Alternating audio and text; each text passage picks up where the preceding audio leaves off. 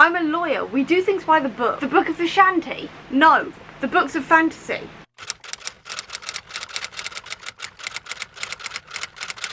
Hey everyone, and welcome to September's TBR Assemble. If you don't know what TBR Assemble is, it's essentially my TBR game based around the Avengers. I'll leave a link up above to my original video with basically all of the explanation and everything else you need to know about it. But this is my TBR game. I'm also doing Becca's Bookopoly-thon this month, so what I'm going to do is show you the footage of me doing the Bookopoly-thon rolls, then go straight into TBR Assemble, and then I'll go through my TBR and everything with each TBR Assemble roll. So for Bookopoly, we're going to be using this Bruce here, and then I will be using my She-Hulk for when I do TBR Assemble itself. So let's start at 1.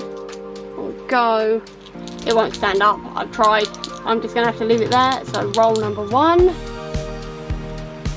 is a 7. So 1, 2, 3, 4, 5, 6, 7 chance, which is this one, and that is, if you see that, bitter root. Okay, good start. Roll number 2. Oh no, it's a double.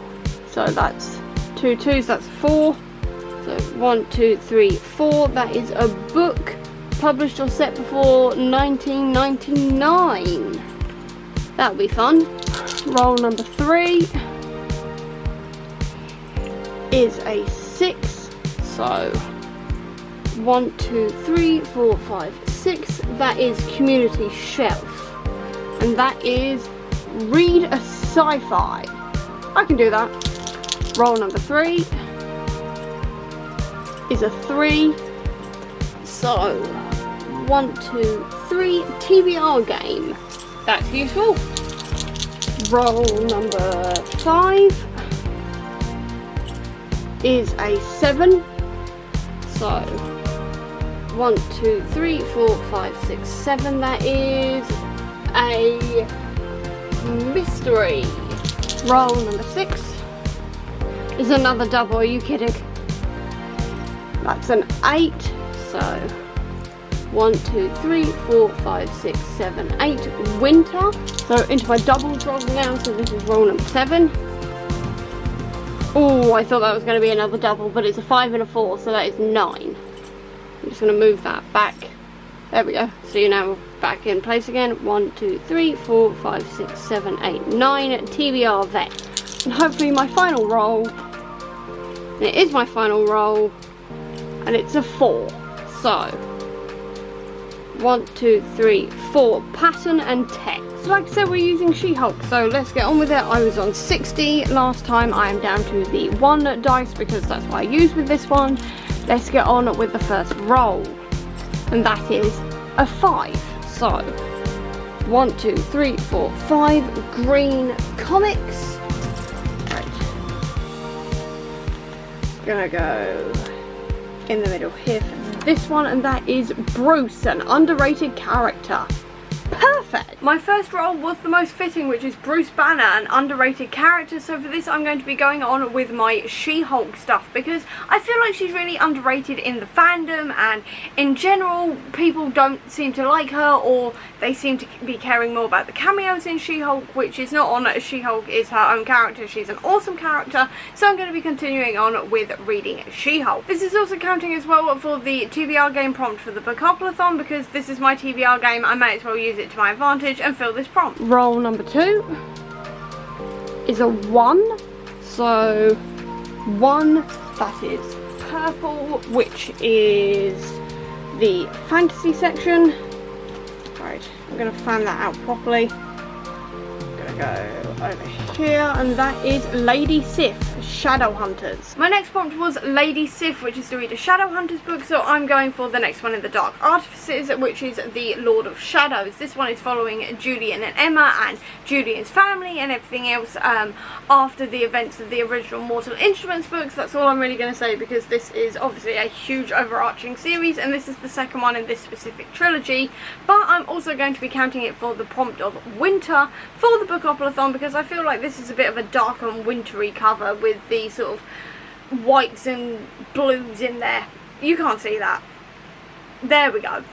That's how I'm going to show it to you. But it looks a bit wintry. It's reminding me of winter. I'm counting it. Roll number 3 is a 3. So 1, 2, 3. We are up to Purple Fantasy again. If I can grab hold of it, there we go. Gonna go this side now. Gonna go for this one. I went for the head, over 500 pages. My next prompt was I went for the head, so for that I'm going for the Sandman audiobook, because this is the bind up of the first 3 graphic novels. Each one is over 200 pages long, so I'm counting it. Essentially, I didn't want to read another 500 page book. I couldn't find one that I really wanted to read, and I'm really wanting to read something that I know I'm going to enjoy this month, because August was not my month for reading in terms of like good novels. I had good graphic novels but not good novels, so that's why I'm going for the Sandman. I also am just desperate to listen to it essentially, and this is my excuse. This is also counting for the Bookopoly-thon prompt, which is really difficult to say actually, for the book set before 1999, because this was actually originally written and set during the 80s, and I don't think they've modernised the audiobook for that. I think they've just done it directly. Correct me if I'm wrong on that one, but if that is the case, I will find something else. But I'm pretty sure it's set before 1999. At least the original graphic novel is. If that is the case, then I will just pick something else. Probably I'll just read the 3rd volume, which is set in the 80s. So I have backup plans, but hopefully it will be the case that it is still set before 1999. Fingers crossed. Either way, I have backup plans, and either way, the prompt will still be Sandman. Roll number 4 is a 6, so I was 1, 2, 3, 4, 5, 6. That is another purple. Apparently I really want to read fantasy this month. Go.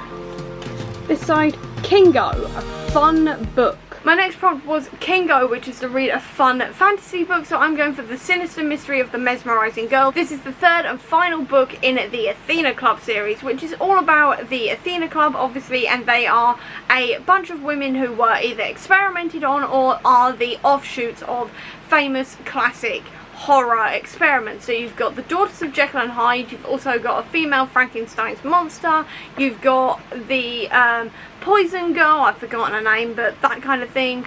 You've also got like Dracula turns up, and people like this, Sherlock Holmes and John Watson are there. It's a really good time essentially, and I find it really fun, so I'm definitely going to be reading this one. I'm finally finishing the series after reading it for like 3 years now and constantly putting it off, so that's what I'm doing. And it's also counting for the prompt of mystery, because the word mystery is in the title, so I'm guessing there's going to be a mystery involved somewhere in this book. Roll number 5 is a 6, so 1, 2, 3, 4, 5, 6 yellow. Oh, I could possibly, I may actually reach the top this month. That's exciting. I'm going to go for this one. This is Own Voices. So Before You Didn't Have Me, a new book. My next prompt was Before You Didn't Have Me, which is a new Own Voices book. So I'm going to be going for the Own Voices Bitter Root Volume 2. This is a black Own Voices story set in 1920s Harlem about a family who hunts monsters. I absolutely love the first volume. I cannot wait to read the second one. It sounds so good, and also it means I get to use the Bitter Root prompt somewhere in with my TBR Assemble as well. So that's just great. I'm so excited to read it. I love the first volume. I love monster hunters, that kind of thing. Cannot wait to read this. Then my final roll, please be a 5, and it's a 2. Great. So 2 orange.